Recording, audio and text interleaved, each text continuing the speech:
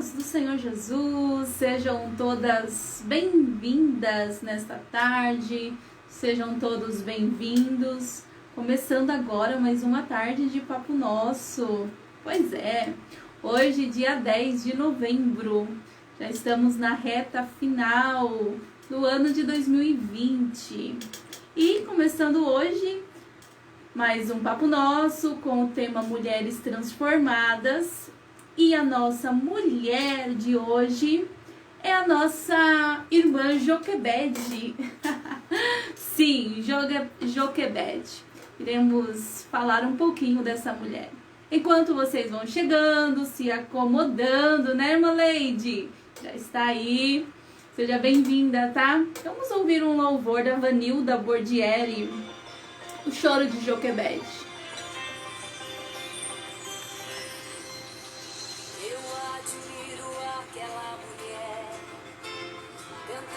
Seu filho esconder, o choro da criança abafar, chorando junto pra ninguém notar, chorando junto para disfarçar, talvez cantando pra ninguém o escutar. Dá pra imaginar a sua aflição, o menino era formoso e o seu coração enfrentava todo dia o sofrer, protegendo o menino para não morrer. Joquebede viu que já não dava mais, e agora um barquinho ela mesma faz. Deixa o seu filho em meio à aflição e o despede no Nilo então. Seguindo o barquinho que se vai, de repente o Deus que pode tudo, veja o que ele faz. Conduziu o bebezinho, a filha de Faraó, que se apaixonou quando o menino chorou. Este é hebreu, mas agora é meu, vou lhe adotar e meu filho será. Eu só preciso de alguém com amor pra dele cuidar.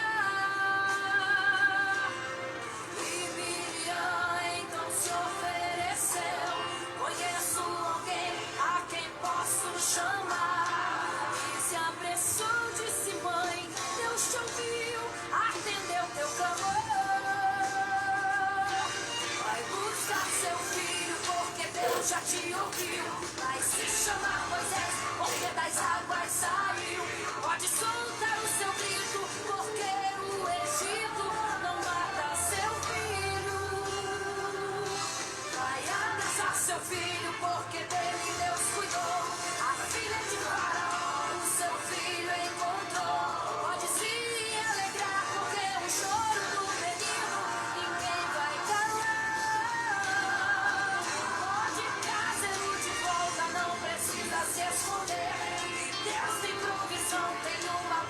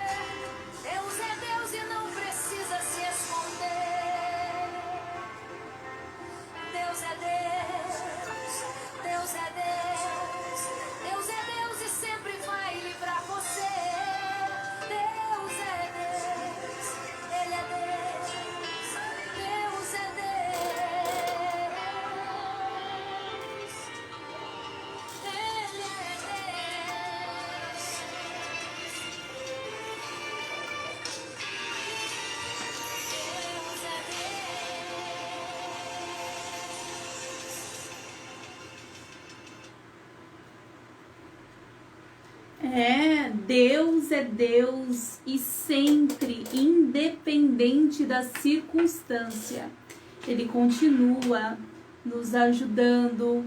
Basta apenas confiarmos nele, basta apenas depositarmos a nossa esperança nas mãos do Senhor.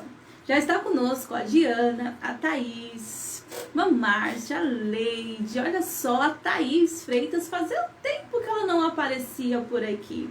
Mas seja bem-vinda, viu, Thaís? Tá faltando a Milka, né? Por enquanto ela não chegou ainda, mas eu acredito que estejam juntos, né? Que é a mesma família. Mas Deus abençoe a vida de vocês. Bom, nessa tarde o nosso assunto é sobre Joquebede, como já foi falado, até mesmo através do louvor.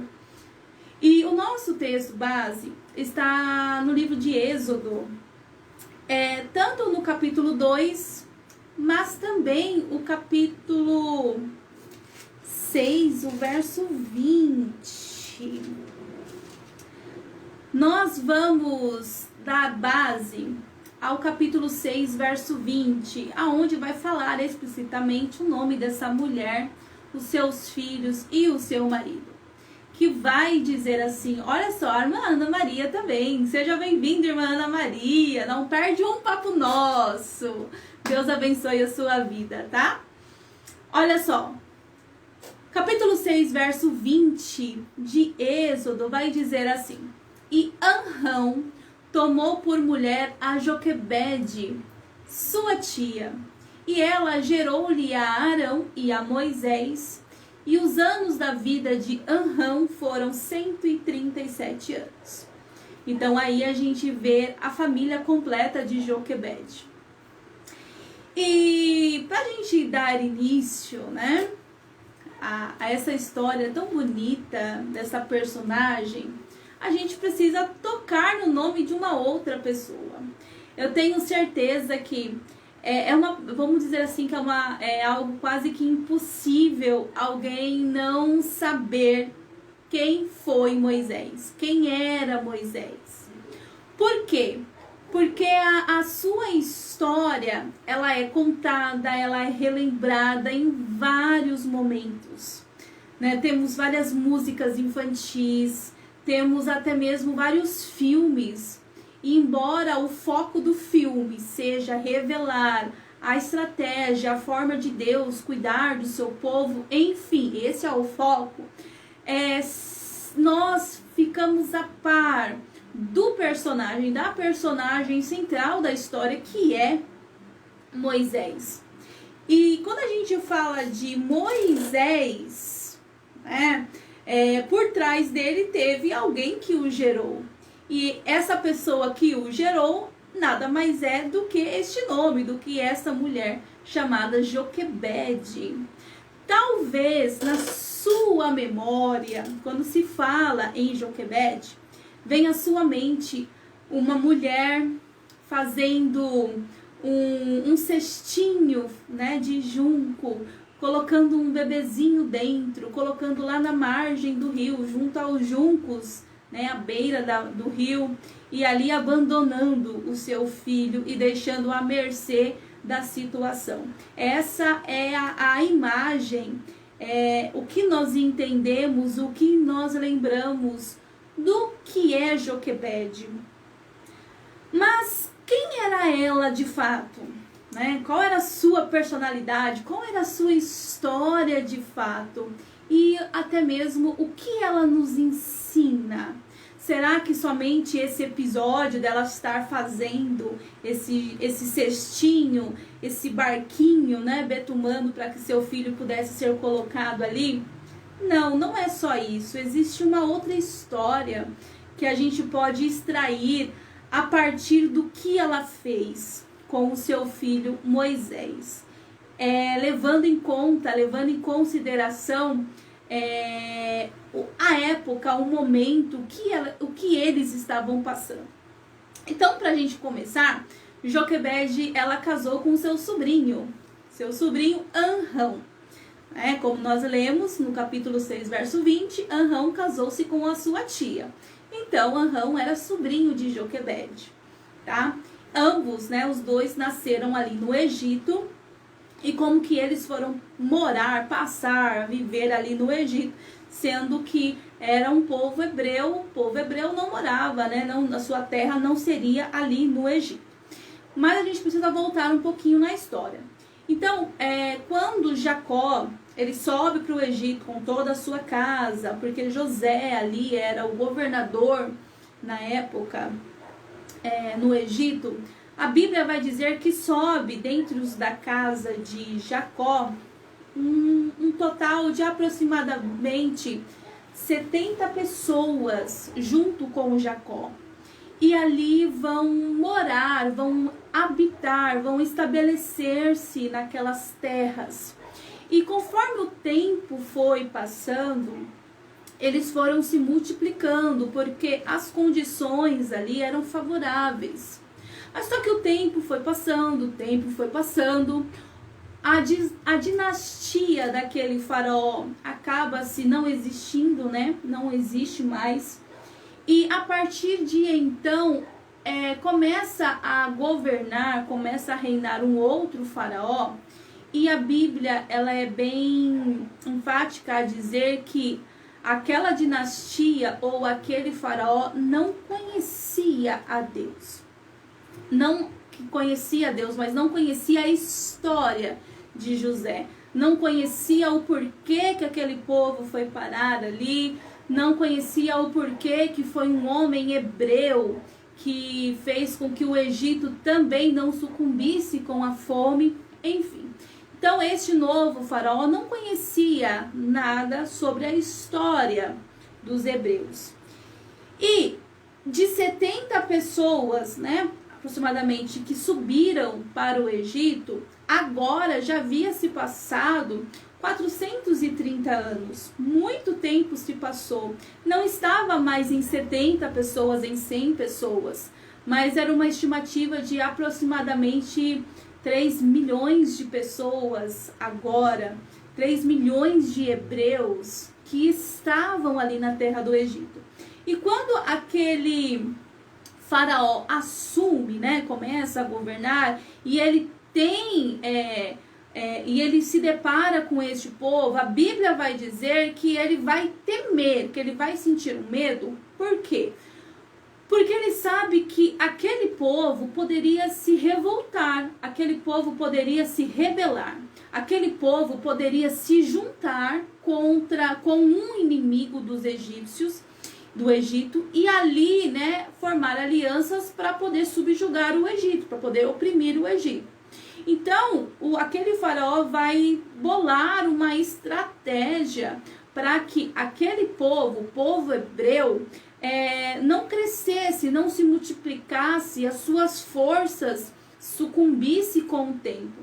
E aí a Bíblia vai dizer que faraó vai ter a sua primeira, vamos dizer assim, a sua primeira estratégia ali para poder manter o povo em rédea curta. E aí a gente vai ver no capítulo 1, no verso 10 e 11 do próprio livro do Êxodo. Então, vai dizer que Faraó vai aumentar a opressão. Então, vai fazer com que aquele povo pagasse mais tributos, vai fazer com que aquele povo não tivesse tempo nem de respirar. Então, aquele povo, além de pagar uma quantidade exorbitante de tributos, vamos dizer assim, a sua carga horária de trabalho era muito grande, ou seja, eles não eram trabalhadores, eles estavam ali na condição de escravos. Então foi aumentado o serviço a tal ponto que na concepção de Faraó, eles não teriam energia para que pudesse se multiplicar, para que pudesse gerar mais filhos, e muito menos de pensar em se aliar com outros povos para ali formar uma guerra e poder agir contra eles. Porém, a Bíblia vai dizer que quanto mais Faraó oprimia, quanto mais a carga de trabalho aumentava, mais o povo se multiplicava e mais o povo crescia. A estratégia de Faraó era que esse resultado fosse ao contrário. se eu aumento o trabalho, o cansaço é maior e não vai ter forças para fazer nada. Mas acontece um efeito ao contrário. Quanto mais Faraó batia, quanto mais aumentava, quanto mais era o trabalho mais duro, mais árduo, mais o povo hebreu crescia e se multiplicava. A tal ponto deles ficarem enfadados de ver tanto hebreus na cidade, né, lá no Egito. E aí a Bíblia vai dizer que os egípcios, né, não tendo sucesso nessa estratégia de Faraó, vai fazer com que essa opressão a eles fosse mais amarga.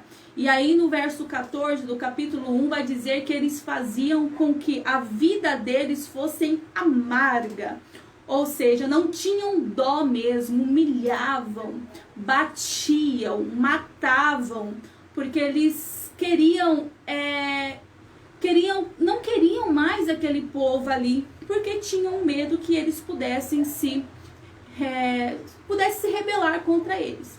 E aí é então que Faraó vai ter uma segunda ideia. Vamos pôr nessa ordem.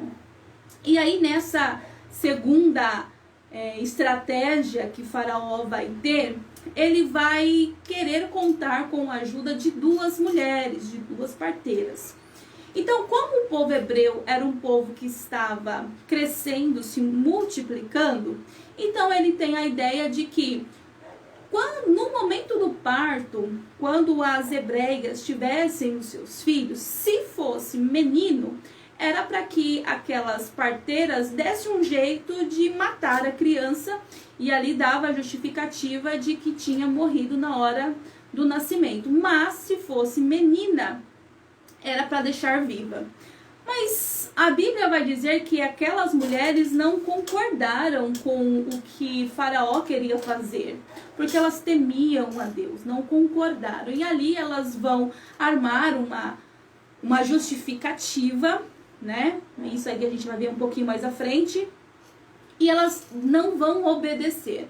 Por que essa estratégia de Faraó? Bom, o povo hebreu não tendo filhos, não tendo homens, num longo espaço, essas crianças não vão ser fortes o suficiente, não podem se formar um exército de homens lá na frente para poder combater e poder armar algo contra nós. Sendo só mulheres não vão para a guerra, mulheres não vão pegar numa espada, mulheres não vão formar um exército. Essa era a visão.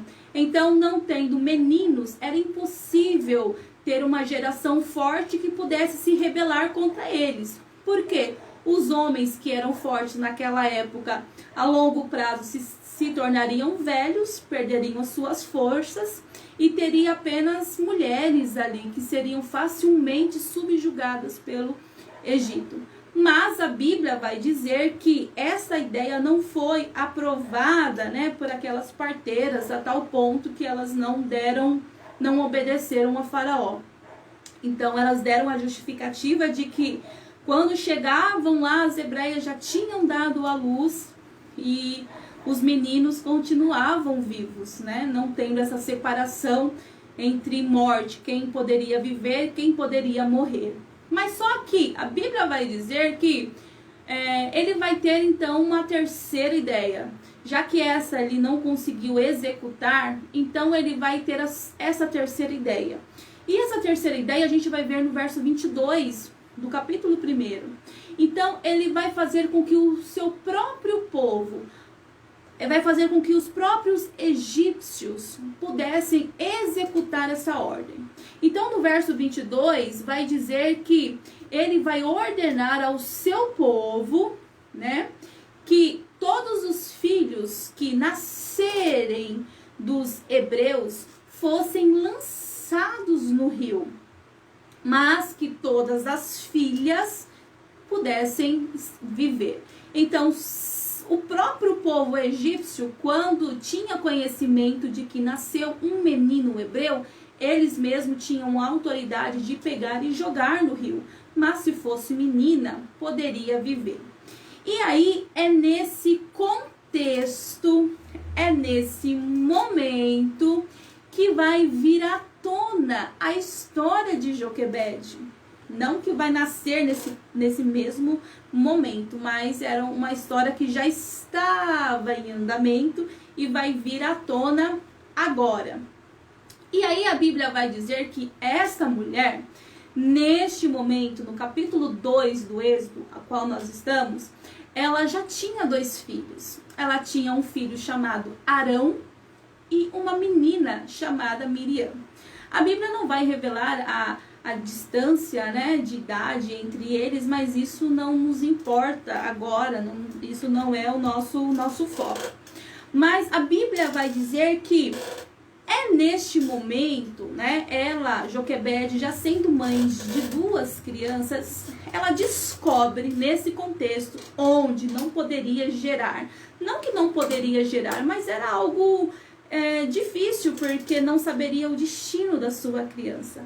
Então é neste momento que ela descobre que está grávida novamente. Um 3º filho vindo a caminho, justamente em um período extremamente difícil, extremamente complicado, extremamente muito difícil para qualquer família, não somente para Joquebede, mas todas as mulheres naquele momento sentiam muito medo de ser mãe, porque não sabia do futuro do seu filho, porque teriam dois destinos: ou seria morto, afogado no rio, e se fosse menina, seria escrava, teria um destino não muito bom, seria subjugada, seria escrava, e sendo mulher, não teria voz nenhuma.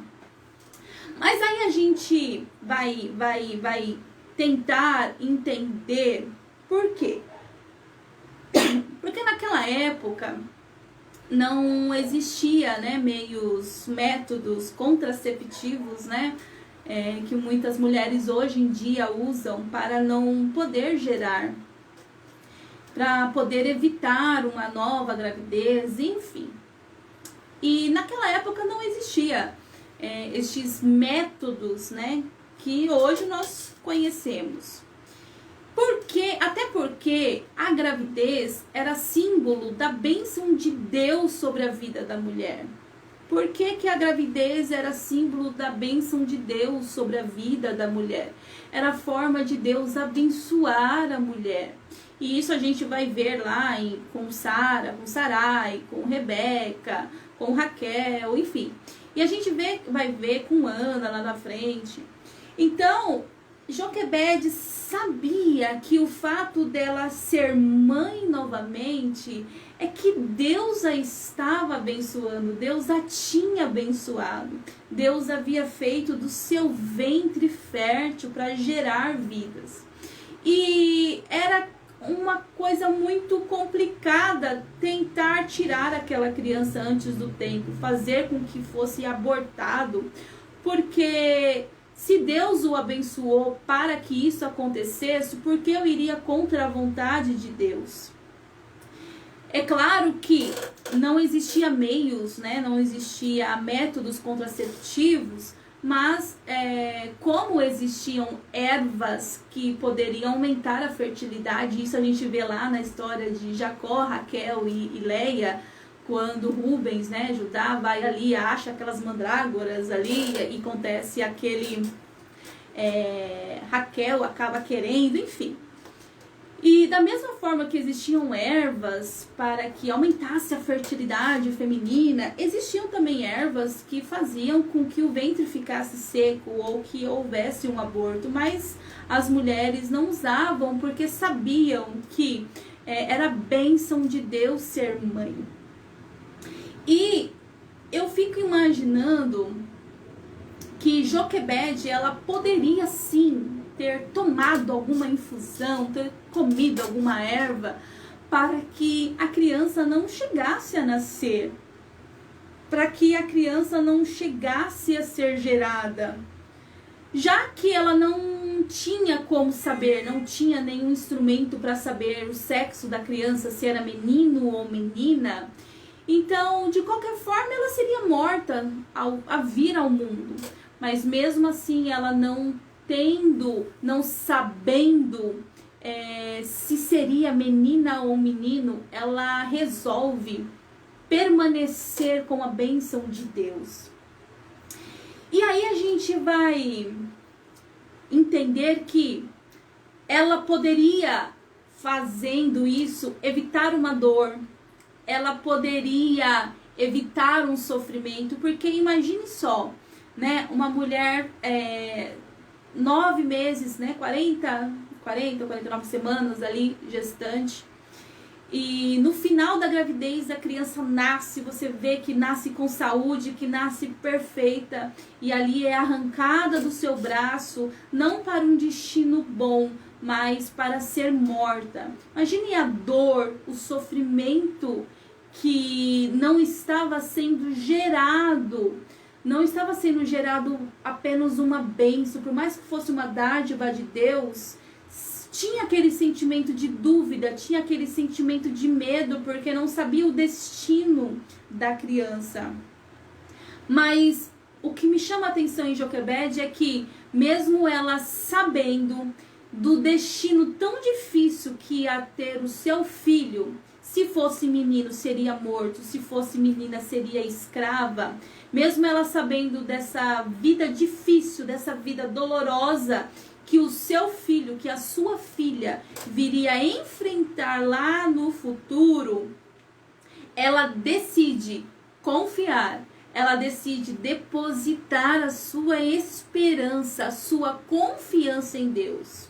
Pois se ele permitiu a bênção dela gerar novamente, se Deus permitiu que a bênção estivesse com ela novamente, Deus daria condições para que sobre as dificuldades da vida ela pudesse cuidar. Nem que fosse um pequeno momento, mas no seu coração, da mesma forma que tinha um medo, havia uma esperança de que Deus poderia mudar o destino do seu filho.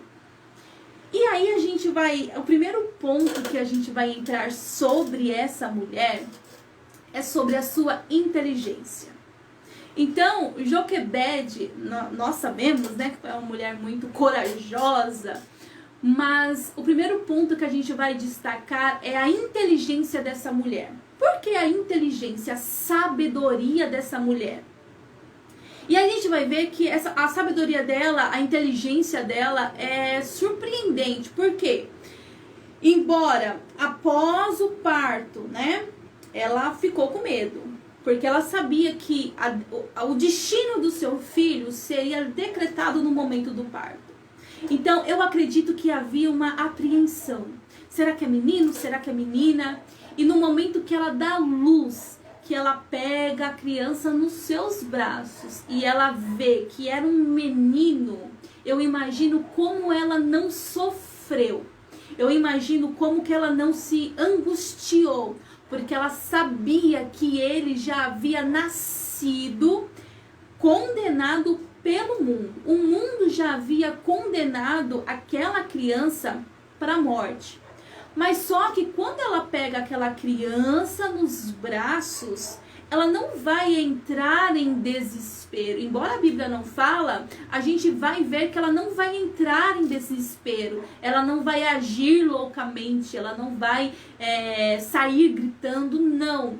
Ela vai agir com cautela. Ela vai pensar no que fazer. Ela vai ter um plano sobre a vida daquela criança.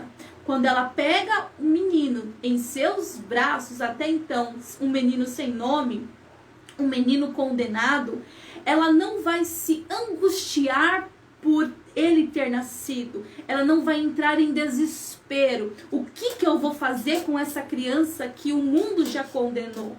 Que o mundo já colocou parâmetros para ela? Não, ela vai pegar aquela criança e ela vai arquitetar um plano para aquela criança. Como assim ela vai arquitetar um plano para aquela criança? Porque o que ela estabelece no seu coração é que aquela criança não pode morrer.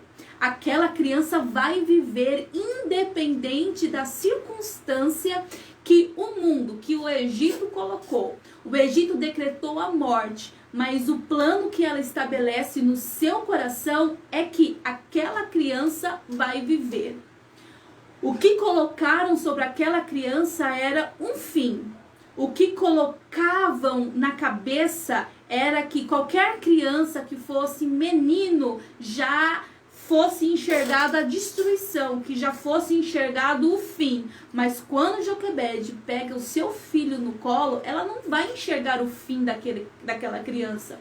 Ela não vai enxergar a destruição, mas ela vai enxergar o começo, ela vai enxergar a vida. Ela vai usar a sua sabedoria, a sua inteligência para poder preservar a vida de seu filho. Embora ela mesma corresse perigo, ela não vê um problema em suas mãos. Quando ela pega aquela criança, ela não vai ver um problema, ela vai ver um futuro. E é um futuro esplêndido, é um futuro de vida, é um futuro promissor. E é essa concepção que nós precisamos ter, que nós precisamos aprender. Eu sei que do outro lado tem mães, algumas aí gestantes, outras com planos para ter filhos, outras que não podem gerar, mas que têm em seus corações filhos adotivos. Mas o momento que, quando é nos proporcionado para que cuidemos de vida, para que do nosso ventre ou que em nossas mãos chegue alguém para que a gente conduza, para que a gente cuide, nós não podemos enxergar como um problema. Eu me lembro que eu sou mãe de 3 filhos e eu me lembro que no momento do meu parto, da Lívia, da minha primogênita, eu dei um grito tão grande, não de dor, é claro que gritei de dor, né? Mas eu falei, minha filha nasceu. Eu fiquei tão contente que eu só falava, minha filha. Porque é algo tão gostoso, é um sentimento tão... a gente não consegue explicar o fato de podermos gerar. Porque isso é uma alegria, é algo divino. E quando aquela criança chegou em minhas mãos, quando eu peguei, eu era muito nova. É claro que no meu coração surgiram dúvidas. E agora, como vai ser? Como que eu vou cuidar? Como que vai ser? Eu não sei. Porque ninguém nasce sabendo cuidar e instruir. Nós vamos aprendendo com os nossos erros. Nós vamos aprendendo com instruções dos mais velhos. E aí, o que a gente precisa aprender? Que quando chega em nossas mãos, não são problemas. Embora vão trazer lá na frente, não problemas, né? Mas situações que requer que pessoas com experiências possam ajudar. Mas ali não estão problemas, ali está uma vida, ali está o começo de uma nova história. E é isso que a nossa sociedade, muitas das vezes, querem colocar na cabeça de algumas pessoas, né? Não vamos entrar em detalhes, de que, principalmente nessa geração onde se incentiva meu corpo, minhas regras, o sistema de aborto, pode abortar, não pode abortar, é um problema, foi um filho gerado através de algo absurdo, porque vou carregar essa dor. Imagine Joquebede não estava com problemas. Joquebede sabia que ela, pelas próprias forças, ela criaria um filho para ser escravo, para apanhar, para ser submisso a outra pessoa, para não ter nenhum valor. Mas mesmo ela até podendo tirar, ela decide que aquela criança teria vida, porque quem decidiria o seu destino, além de Deus, seria a própria pessoa. E é essa concepção que nós precisamos ter. Nossos filhos não são problemas, os nossos filhos são bênçãos de Deus, dadas para nós cuidar. Então, por mais que eles nos tirem o juízo muitas das vezes, nos fazem ter cabelos brancos, eles são bênçãos de Deus, não enxergue-os como problemas. E aí um outro ponto que a gente pode aprender com essa mulher é que ela era uma mulher confiante. Como assim uma mulher confiante? A fase mais difícil não vou dizer mais difícil, mas uma fase complicada para cuidar de criança é até os seus 3 meses. Porque é a fase em que a criança também está se adaptando, né? Principalmente está se adaptando no mundo externo, mas é um momento em que ela está passando os seus dias mais doloridos, né? Os seus momentos de cólica. Vai dizer que o seu filho não chorou, não trocou o dia pela noite, não chora por qualquer motivo. Então a Bíblia vai dizer que Joquebede vai conseguir esconder um recém-nascido por 3 meses em sua casa.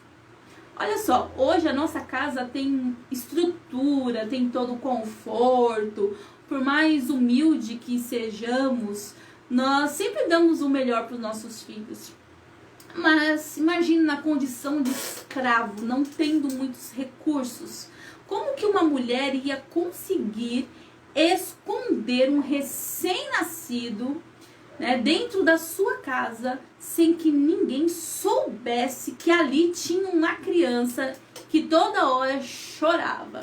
É claro que Deus deu uma ajuda, né? Porque essa ajuda que Deus dá foi um discernimento, foi uma inteligência para Joquebede poder conduzir a situação.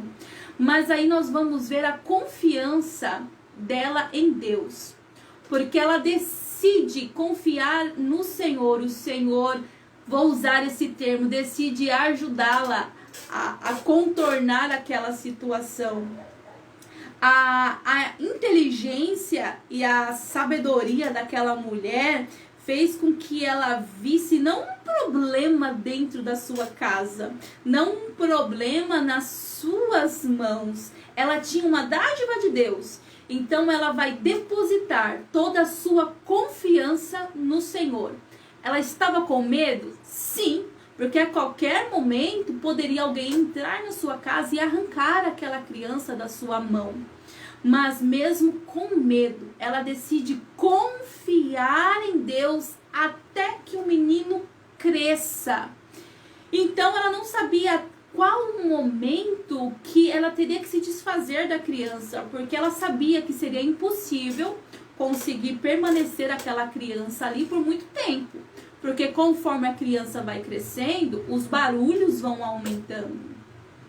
E quanto maior, né, fosse a criança, mais o apego, mais o sentimento ia sendo formado. Então seria mais difícil o dia da partida, pelo tempo que estava se formando. Mas eu imagino Joquebede, Miriam, Arão, dentro daquela casa, fazendo de tudo para que aquela criança não chorasse, fazendo de tudo para que aquela criança não expressasse nenhum som, fazendo de tudo para que ninguém fosse na sua casa, para que pudesse descobrir que ali dentro tinha um menino que estava condenado à morte. Mas só que a Bíblia vai dizer que chega a 3 meses, é impossível ela manter a criança ali, não estava mais conseguindo. Joquebede também era escrava, ela precisava trabalhar, não tinha mais como ficar dentro de casa também. E aí a Bíblia vai dizer que ela vai ter uma outra ideia, ela vai usar a sua inteligência. Então ela vai conviccionar, né, vai fazer uma estrutura, vai fazer um cestinho de junco e vai betumar ali. E nesse betume que ela faz, ela vai pegar aquele cestinho e vai colocar à margem do rio, junto aos juncos. Ela não vai colocar o cestinho na correnteza, né? Porque ela sabia que poderia virar. Mas ela já coloca ali na estratégia de que alguém poderia ver aquela criança. E o sentimento dela era de cuidado, o sentimento dela era de proteção. Por mais que ela não soubesse o dia da manhã que aquela criança passaria, que aquela criança enfrentaria, até onde ela pudesse, até quando ela pudesse, o seu cuidado, o seu zelo, o seu amor sobre aquele presente que Deus havia lhe dado estaria depositado naquela criança. Até, né, que quando ela coloca lá o cestinho, à margem do rio Nilo, junto ao junco, ela faz toda aquela proteção, ela vai colocar no rio, mas ela vai confiar em Deus. E aí a gente, né, quando a gente começa a ver os nossos filhos crescendo, os nossos filhos já querendo tomar suas próprias decisões, não cabe a nós prendê-los, segurar para nós, falar, não, vocês vão ficar aqui sobre os meus cuidados, sobre a minha proteção, o mundo não vai poder pegar vocês, vocês são os meus mimos. Não. Por mais que Joquebede tivesse o conhecimento dos perigos do lado de fora, ela como mãe não poderia guardar o seu filho para si. Com medo, sim. Com dúvidas, sim. Mas ela vai fazer com que o seu filho saia debaixo das suas asas um pouquinho, mas ela vai fazer com que ele vá debaixo de uma proteção. Por mais que a gente saiba que vai chegar um momento em que isso vai acontecer com a gente, os meus são pequenos ainda, mas eu sei que vai chegar um momento em que eles vão querer tomar a vida deles.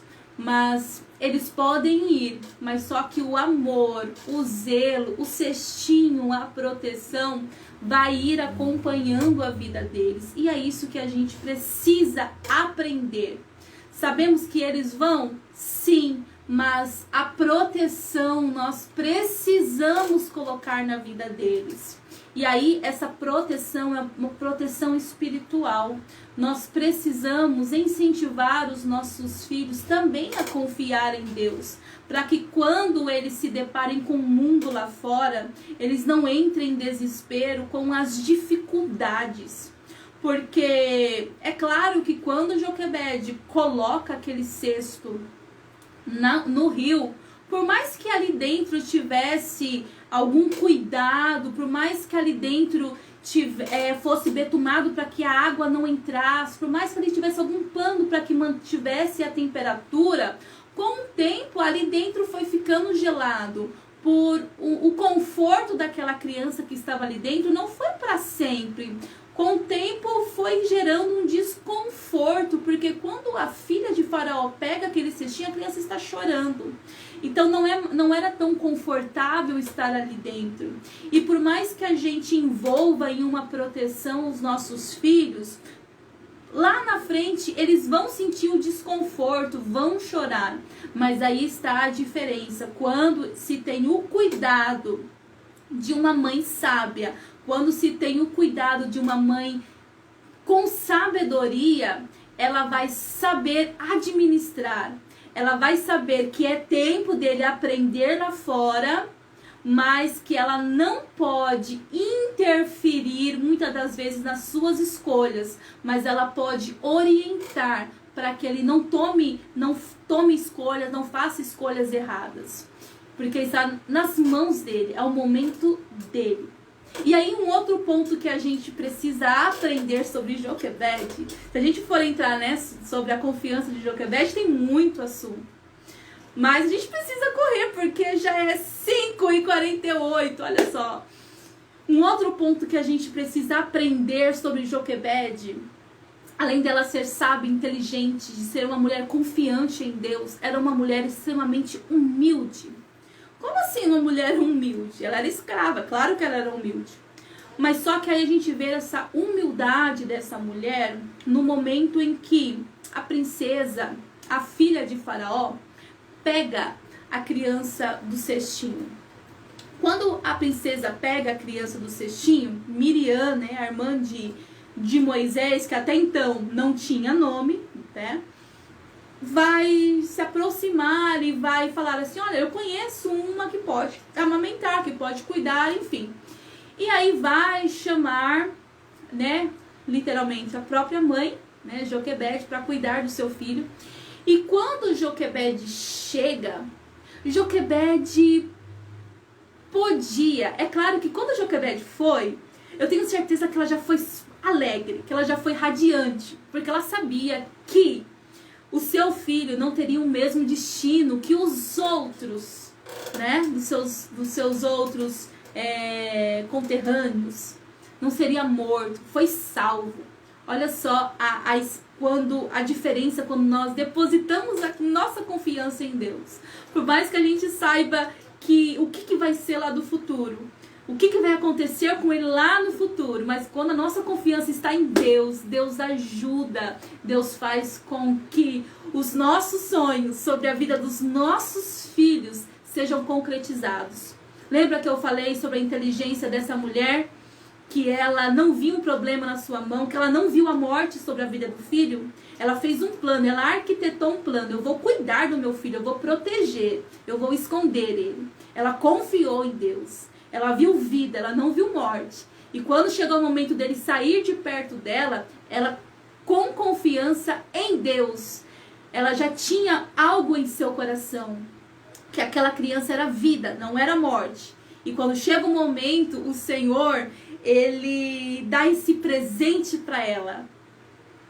Que presente? A confirmação que o filho dela era bênção, não era maldição. Era vida, não era morte. Vale a pena confiar em Deus. E aí, quando a gente, né, quando Joquebede chega lá, eu imagino que ela já foi toda contente, toda alegre, porque o seu filho não ia morrer como os demais. E aí, quando Joquebede chega, a princesa começa a falar que precisa de alguém, de uma ama de leite para amamentar a criança. Joquebede poderia revelar toda a verdade ali. Joquebede poderia falar, princesa, esse filho é meu. Pelo amor que eu tenho, eu não queria que ele morresse, por isso que eu fiz isso. Porque até ali o Senhor já havia cuidado daquela criança, já tinha honrado a fé de Joquebede. Ela poderia revelar a verdade, mas só que Joquebede vai surpreender. Não é que ela vai omitir a verdade, mas ela vai... a gente se surpreende que ela diz à princesa que ela é apenas sua serva. Ela poderia revelar, mas aí a gente vê o coração humilde que ela tinha. O coração humilde, um coração completamente grato. Então ela vai entender que chegou um momento dela de servir, de ajudar o seu filho. Porque ela sabia, ela entendeu que se o filho voltasse, se ela falasse a verdade, o seu filho teria que destino? Seria escravo, não aprenderia nada.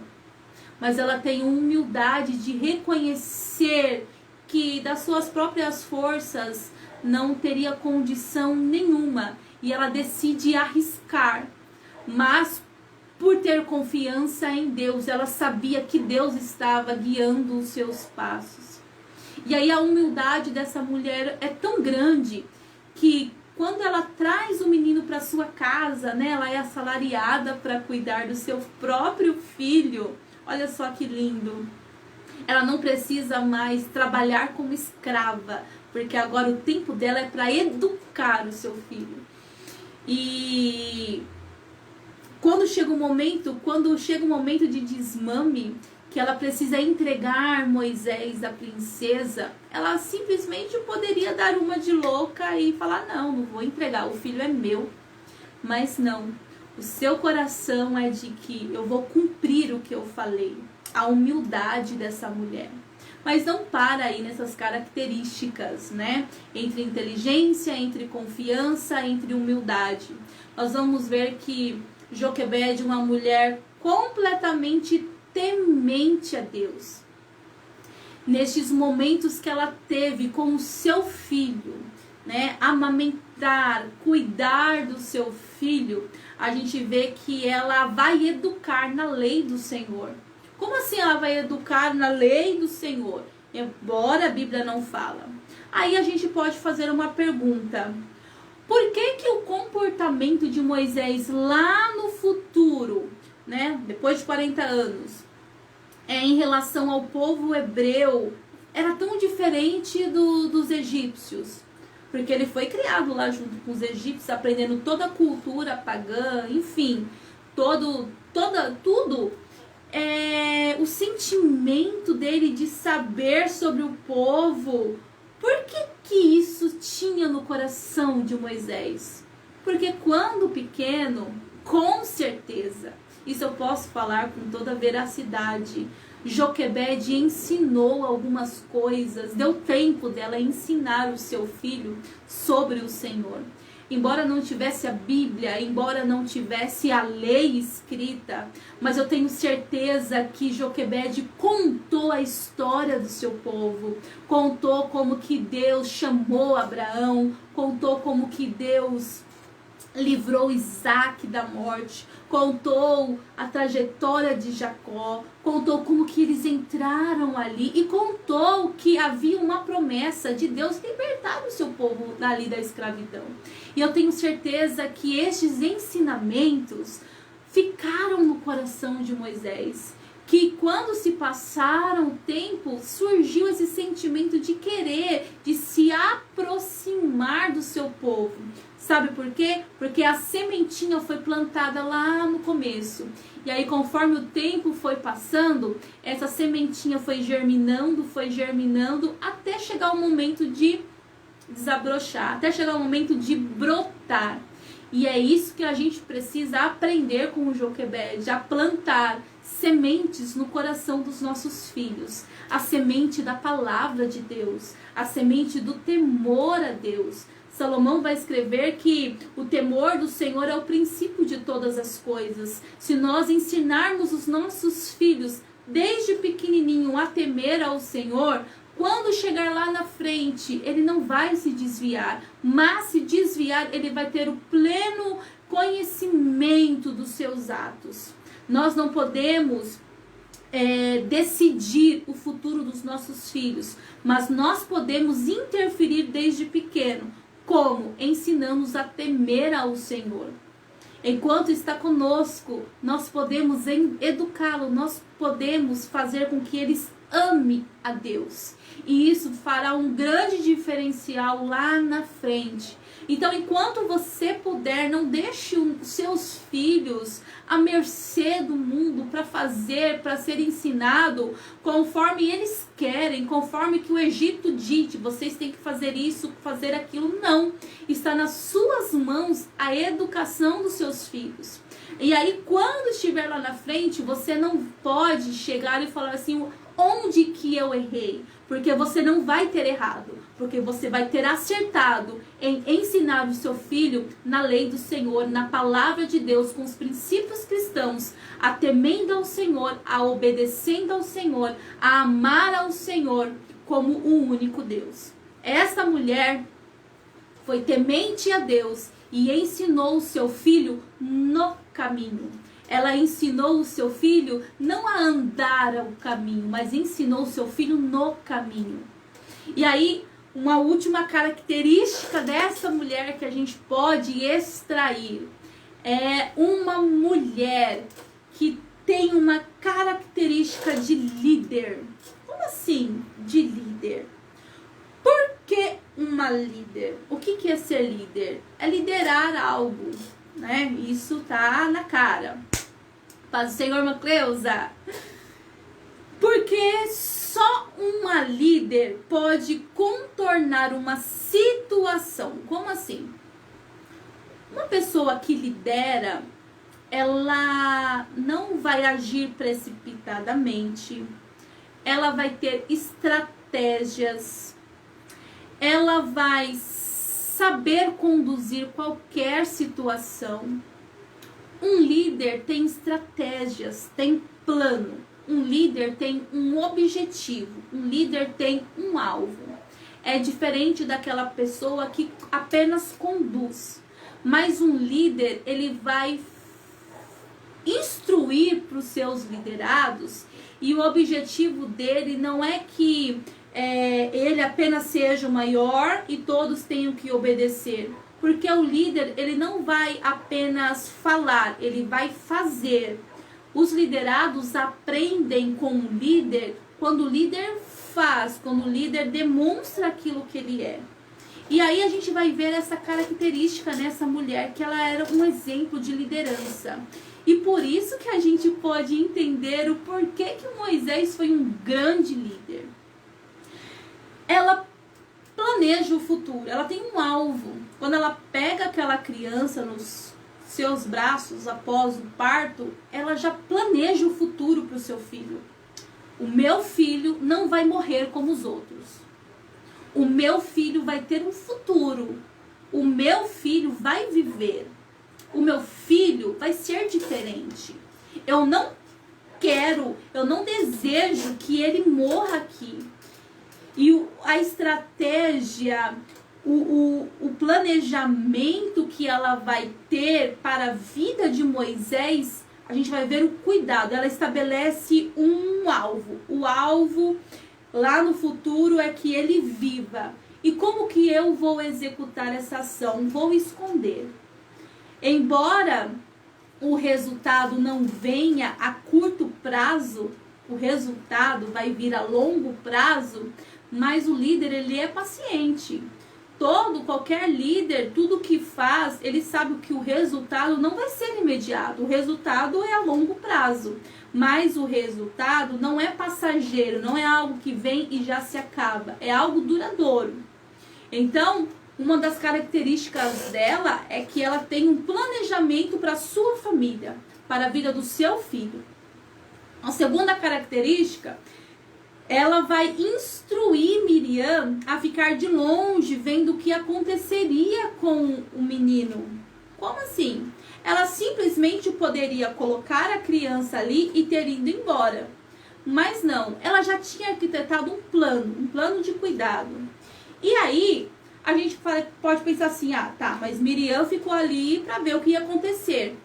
Mas quem orientou Miriam a falar daquele jeito com a princesa? Por mais que Joquebede não soubesse quem iria achar aquela criança, provavelmente Joquebede havia instruído Miriam se alguém achasse aquela criança para que ela tivesse aquela postura. E aí, sabe o que eu aprendo com isso? O líder nunca vai reter o seu conhecimento para si só.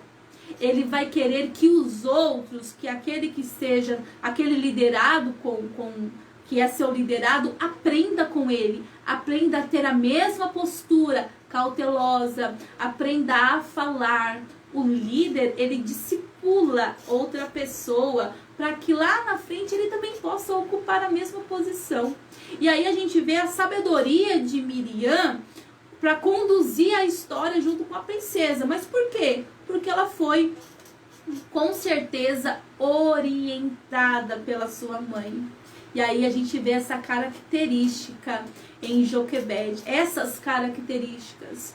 E no mundo em que nós vivemos, como está em falta mulheres com sabedoria, mulheres inteligentes, mulheres tementes ao Senhor, mulheres confiantes, mulheres humildes e mulheres que tenham um espírito de liderança, mas sendo serva. Porque um líder, ele não é arrogante. Uma pessoa que ocupa uma posição alta, ele não deve ter como característica, o nariz empinado. Não, porque ele depende de outra pessoa. O líder não faz nada sozinho. Ninguém chega a lugar nenhum sozinho.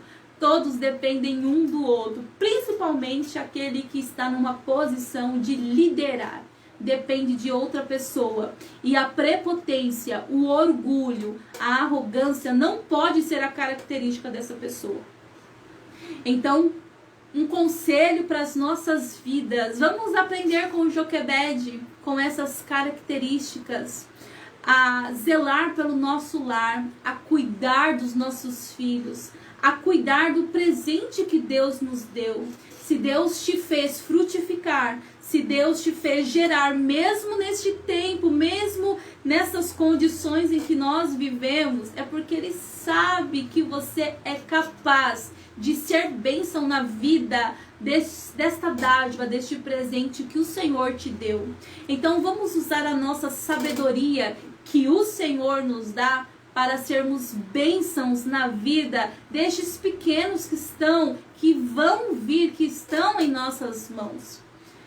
E que não somente nas nossas vidas diárias, mas nas igrejas também. Como precisamos de Joquebedes, mulheres que sejam tementes a Deus, mulheres humildes, mulheres dispostas, mulheres sábias, mulheres que estão prontas a servir, prontas a fazer, mas sempre tendo um coração de serva. E que nesta tarde possamos aprender e aguardar cada palavrinha que foi dita sobre esta mulher. E não se esqueça de que você é um semeador na vida do seu filho. Nas suas mãos está uma semente poderosa, uma semente que se chama a palavra de Deus. Então coloque essa sementinha no coração do seu filho, no coração daquele que você ama, no coração daquele que Deus entregou nas suas mãos para que você cuide. E vá regando. Às vezes a gente rega com palavras, às vezes a gente rega no silêncio, às vezes a gente rega apenas com lágrimas, mas não importa a forma que você vai regar essa semente. Regue, não deixa de regar, porque vai chegar um momento que essa sementinha ela vai brotar, que essa sementinha vai germinar, e aí lá na frente os frutos serão vistos. E você vai ter participação, porque quem plantou a sementinha foi você. Então não desista daquilo, do projeto que Deus entregou nas suas mãos. Embora os tempos sejam difíceis, mas persista, insista, porque quando chegar o tempo, você será reconhecida como a mãe, como aquela que ajudou, como aquela que esteve presente, como aquela que chorou, regando, sofrendo, acreditando pela dádiva que o Senhor te deu. Deus abençoe a sua vida nesta tarde, que Ele te cubra de bênçãos, não somente a você, mas a sua família e a todos. Que Deus abençoe e até a semana que vem.